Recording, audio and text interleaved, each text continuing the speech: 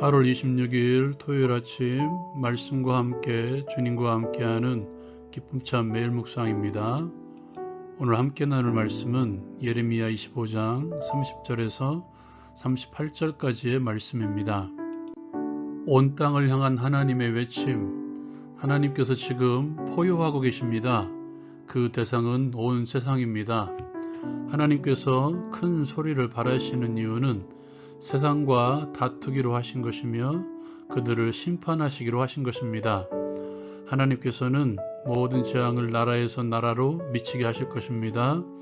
하나님께서 바라시는 재앙으로 말미암아 죽임당한 자가 이 끝에서 저 끝까지 미칠 것이지만 그들을 위해서 애곡하는 자가 없을 것이고 그들의 시스는 흙이 될 것입니다. 이제 하나님의 메시지는 목자들에게로 향합니다. 하나님께서는 목자들에게 외쳐 애곡하라고 말씀하십니다.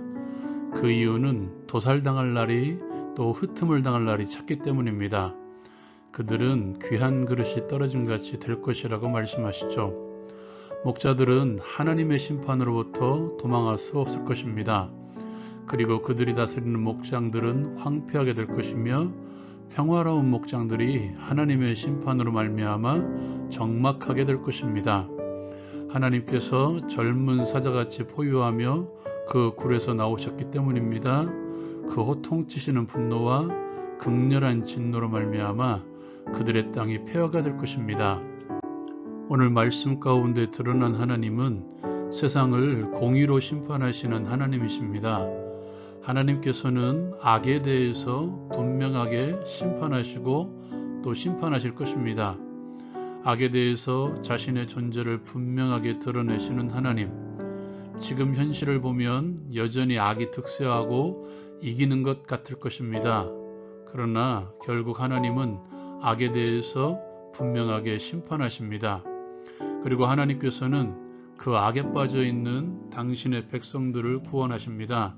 하나님의 공의, 하나님의 공의의 사랑 예수 그리스도, 죄를 미워하시고 죄를 심판하시는 하나님께서는 예수 그리스도를 통해서 당신의 공의를 이루시고 동시에 악에 빠져 있었던 당신의 백성들을 구원하시고 구원하셨습니다. 예수 그리스도 안에 있지만 자꾸 넘어지는 우리, 그래도 예수 안에 있는 자에게는 결코 정죄함이 없음을 기억합시다. 하나님의 공의에 완전한 만족을 이루신 예수 그리스도 안에서 인내하며 주께서 가르쳐 주신 기도함으로써 기다립시다. 하나님의 심판을 통하여 완성될 하나님의 나라를 기대하며 기다립시다. 두 번째로 나누고 싶은 것은 특권과 책임입니다. 예수 그리스도 안에 있는 자들의 은혜와 특권, 하나님이 우리를 위하십니다. 아들을 아끼지 않으시고 주신 하나님께서 우리에게 무엇인들 아끼시겠습니까? 하나님께서 의롭다고 하셨는데 누가 정죄할 수 있겠습니까? 누가 고발할 수 있겠습니까? 무엇보다도 세상의 그 어떤 것도 우리 주 예수 그리스도의 안에 있는 하나님의 사랑에서 우리를 끊을 수 없습니다. 우리가 모든 상황에서 넉넉히 이길 수 있습니다.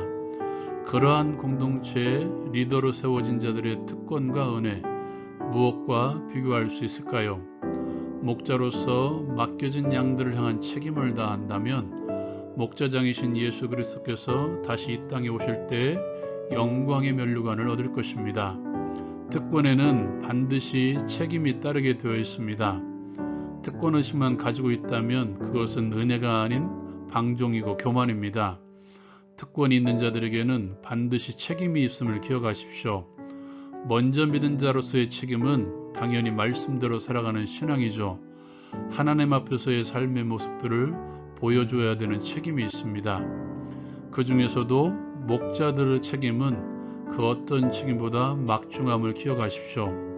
베드로를 향해서 내 양을 먹이라고 3번 말씀하셨던 예수님의 음성대로 맡겨진 양들을 질 좋은 꼴로 먹이고 양육하는 책임, 내가 받은 은혜의 말씀으로 가르치고 전하는 책임.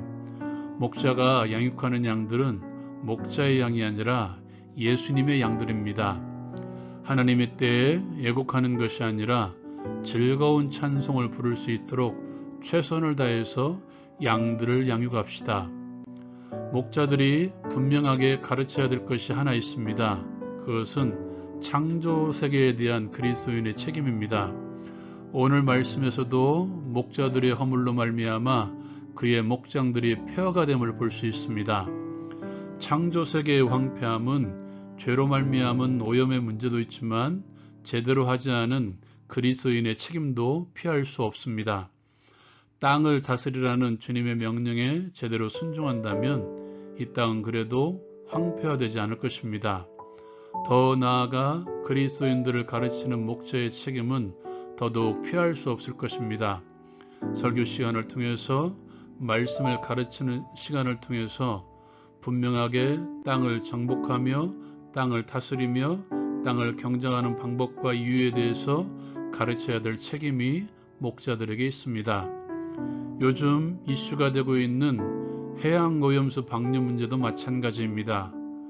정치적인 관점이 아니라 성경적인 관점을 가지고 정확하게 어떻게 봐야 할지 가르칠 필요가 있습니다.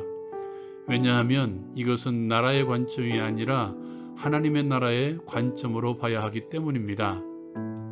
함께 나눈 말씀을 가지고 함께 적용하고 함께 기도하기를 원합니다. 하나님의 공의를 기억하며 악을 미워하고 악을 멀리함으로써 거룩한 삶을 살게 하소서. 말씀을 먼저 받은 자로서 말씀을 가르치는 자로서의 책임을 다하여 맡겨진 양들에게 질 좋은 꼴을 먹이게 하소서. 하나님 나라의 관점으로 세상을 향한 그리스도인의 책임을 다하게 하소서. 오늘도 승리할 수 있기를 기도합니다.